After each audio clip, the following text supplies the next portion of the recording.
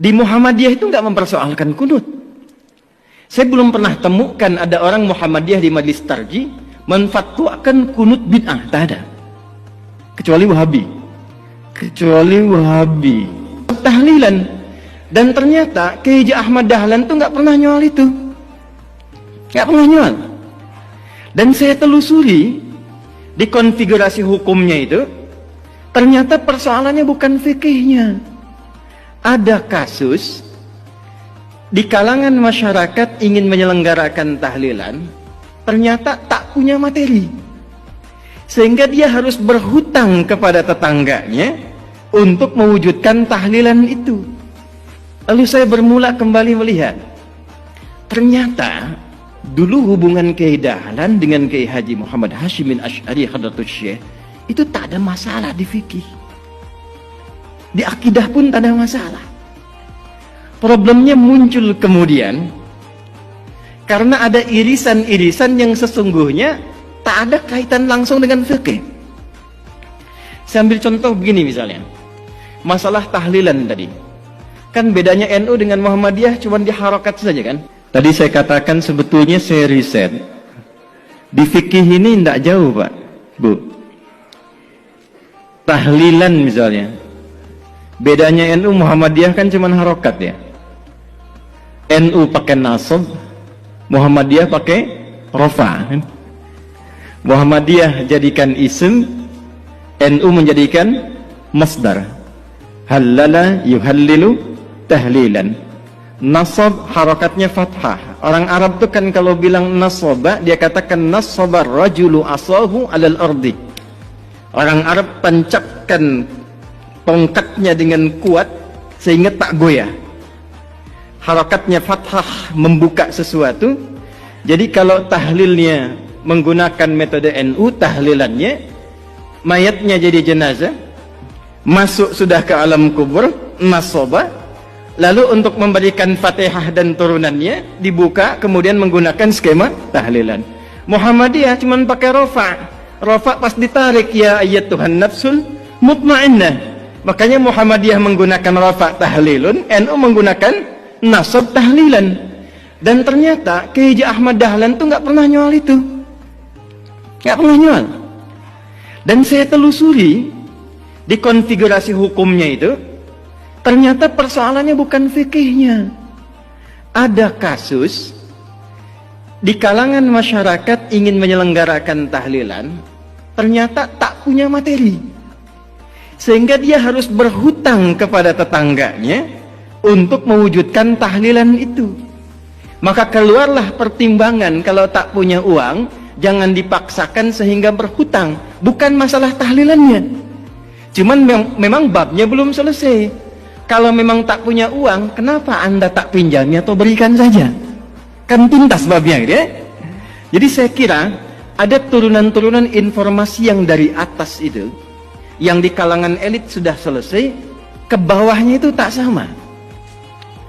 Kunut misalnya, di Muhammadiyah itu nggak mempersoalkan kunut. Saya belum pernah temukan ada orang Muhammadiyah di Majelis Tarji menfatwakan kunut bid'ah, tak ada. Kecuali Wahabi. Ya, kecuali Wahabi. Tak pernah saya temukan. Bahkan fatwanya yang terjadi ketika ada imamnya kunut yang di belakang mengaminkan, ketika imam di depan pun tak kunut, yang di belakang tak usah sujud sahwi. Jadi tataran konsep di atas itu sudah selesai. Nah, apa yang menyebabkan ke bawah itu tidak tuntas kemudian? Ya, informasi-informasi ini saya kira belum tampilnya dan disemarakkannya dakwah-dakwah seperti Gus Bah, Gus Koyum. Di Muhammadiyah ada kami, ada teman-teman yang lain. Nah, saya mungkin sarankan di semua turunan ke PWM, PWNU sampai yang ke bawah, itu yang difasilitasi untuk muncul. Karena problemnya di luar negeri itu antara faqih, alim, mufti, muballigh, da'i itu jelas. Saya usia 26 tahun, di Libya diangkat jadi amin khutbah. Boleh menentukan siapa yang khatib. Teman-teman saya yang ngaji sama saya sekarang jadi kiai semua tuh. Kiai Muhammad Imam Sofwan Yahya, menantunya Kiai Aqil Siraj. Itu teman seangkatan saya di Tripoli, ngaji bahasanya dengan saya. Kiai Nurul A'la, Pati. Kemudian ada lagi Kiai Anas Mas'udi, Kiai Muhammad Syamsuddin yang di Madura, yang duduknya kemarin dengan Gus Kautsar di Muktamar 1 Abad NU. Kemudian ada Kiai lagi yang dari Pati, Solah Ulaya. Kemudian ada lagi Tian Kamaludin. Itu teman-teman kita. Pulang dari Tripoli, kita satu generasi membangun kesepahaman, itu kalau dakwah semua sampai.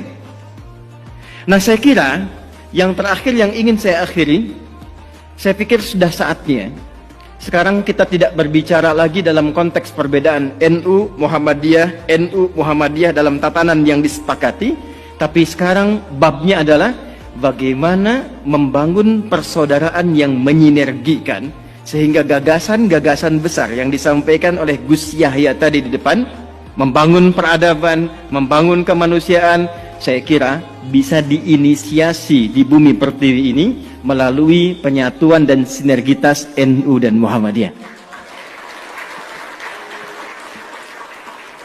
Ya, tentu nggak akan sama semuanya. Bab rumah sakit, Muhammadiyah. Bab kampus, Muhammadiyah. Pernah ada yang tanya, berapa jumlah kampus Muhammadiyah?